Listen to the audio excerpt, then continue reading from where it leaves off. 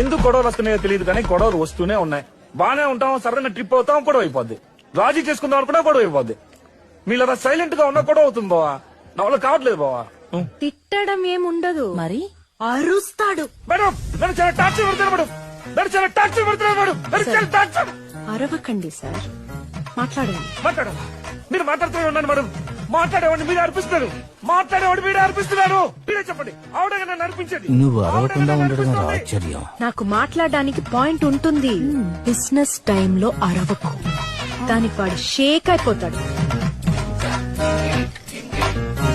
నేను ఓడిపోయాను మేడం.